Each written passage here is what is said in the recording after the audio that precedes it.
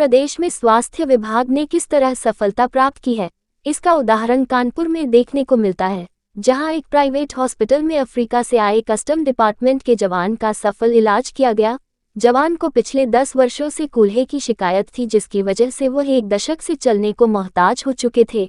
जी हां, हम बात कर रहे हैं कानपुर के बर्रा स्थित सत्य हॉस्पिटल की, जहां के डॉक्टर के अग्रवाल बताते हैं कि उनके पास अफ्रीका देश सिरेरा लियोनी से एक कॉल के माध्यम से कस्टम डिपार्टमेंट के जवान मिस्टर कोम्बा ने अपने कूल्हे के दर्द की पीड़ा बताई, जिसके उपरांत उन्हें मेडिकल परीक्षण के लिए कानपुर बुला लिया गया, जहां जांचें की गई तो मिस्टर कोम्बा को जरूरत थी कूल्हे के प्रत्यारोपण की, जिसमें उनके द्वारा हामी के बाद प्रत्यारोपण की प्रक्रिया शुरू की गई।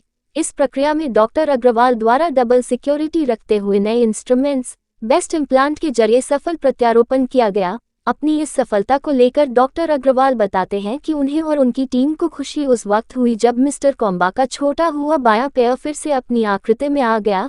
इसके साथ ही अपनी इस सफलता को एक उदाहरण मानते हुए उन्होंने भारत सरकार से एक अपील रखी है कि अगर विदेशों से आने वाले लोग भारत में इलाज कराना चाहते हैं तो उनके वीजा परमिशन में छूट दी जाए, तो इसके फलस्वरूप भारत में स्वास्थ्य विभाग का रेवेन्यू बढ़ने में सहायता मिलेगी। बाइट डॉक्टर के अग्रवाल, हड्डी रोग विशेषज्ञ। यही है कि पहली बार कानपुर में इंटरनेशनल पेशेंट अफ्रीका से मिस्टर कोम्बा आके अपने जोड़ का प्रत्यारोपण करवा रहे हैं और वही ऑपरेशन सफलता से डॉक्टर A.K. अग्रवाल और उनकी टीम द्वारा डॉक्टर मनीषा अग्रवाल के हॉस्पिटल सत्या हॉस्पिटल में कानपुर में संपन्न किया गया, जिसके बाद वो सफलतापूर्वक दर्द रहित होकर चल रहे हैं। इससे उत्तर प्रदेश और कानपुर में इंटरनेशनल मेडिकल टूरिज्म की काफ़ी संभावना बढ़ गई हैं। एक ये अच्छा तरीका और माध्यम बन सकता है जिससे कि विदेशी मुद्रा कोष प्रदेश और भारत का बढ़ सके और बहुत सारे इंटरनेशनल पेशेंट्स कानपुर आए। ये जानकारी आपको देने के लिए ये प्रेस कॉन्फ्रेंस ऑर्गेनाइज की। मेन दिक्कत इसमें क्या थी? मिस्टर कोम्बा को मेन दिक्कत ये थी कि विगत 10 वर्षों से 12 वर्षों से उनका बायां कूल्हा गलने की वजह से उन्हें काफ़ी भीषण पेन था। वो रात में सो नहीं पाते थे, करवट नहीं बदल पाते थे और उनको नींद नहीं आती थी। ये कूल्हा उनका इस तरह से गल गया था। पैर छोटा हो गया था 5 सेंटीमीटर। उनको नौकरी से बाहर हो जाना पड़ा था क्योंकि उनकी चलना फिरना बंद हो गया।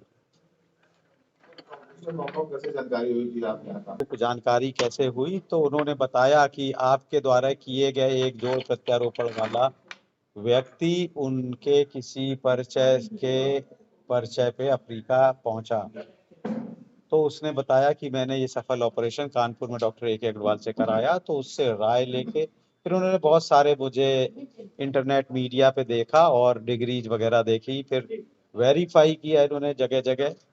ये प्रश्न आप डायरेक्ट मिस्टर कोम्बा से पूछेंगे तो अच्छा लगेगा।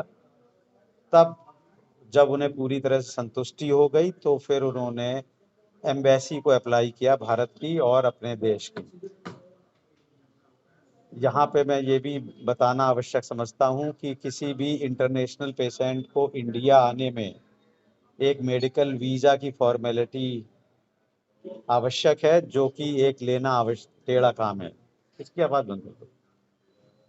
तो वो मेडिकल वीज़ा की प्रोसेस अगर आसान हो जाए तो बहुत सारे विदेशी मरीज अपने देश में आके कानपुर में आके इलाज करा सकते हैं। तो आपके माध्यम से मैं फिर से भारत सरकार से गुजारिश कर रहा हूं कि मेडिकल वीज़ा देने की प्रोसेस को तेज कर दें, वो हमारे देश के हित में है। इस तरह के ज्वाइंट्स आते हैं, लेकिन चूंकि ये हमारे विदेशी मेहमान थे और हमारी संस्कृति है अतिथि देवो भव, तो मैंने इसमें जो बेस्ट कंपनी का इम्प्लांट हो सकता है वो इस्तेमाल किया है। और न केवल बेस्ट कंपनी का किया है बल्कि उसमें भी सिरेमिक ऑन सिरेमिक किया है था ना, और इसके अंदर सिरेमिक है। ये इम्प्लांट अमेरिका में बनता है और इसकी ज़िंदगी 40 वर्ष है। तो ऐसा इम्प्लांट इस्तेमाल किया है जो कि 40 वर्ष तक चले। वो 60 वर्ष के हैं तो इसका मतलब 100 वर्ष तक उन्हें कोई भी परेशानी नहीं होगी।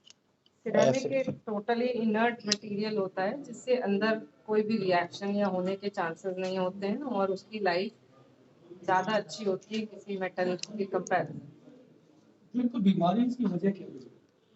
उसकी वजह तो अनफॉर्चुनेटली वो बहुत सारी शराब पीते थे। कहते हैं कि 10-12 बियर डेली पीता था।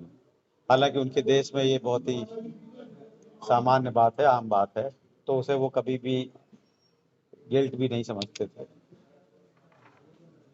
तो जिंदगी उनकी चलना दूभर हो गई थी और दुश्वार हो गई थी, और उन्हें यहाँ आने में 4 महीने लग गए पूरे। पहले तो उन्हें कॉन्फिडेंस आने के बाद उन्हें 4 महीने लगे इन सब फॉर्मेलिटीज में। तो इस फॉर्मेलिटीज का टाइम आप लोगों के माध्यम से सरकार कम करा सकती है और उससे बहुत सारा रेवेन्यू इंडिया में जनरेट हो सकता है। ये मेरी गुजारिश है, आप लोग हाईलाइट करें।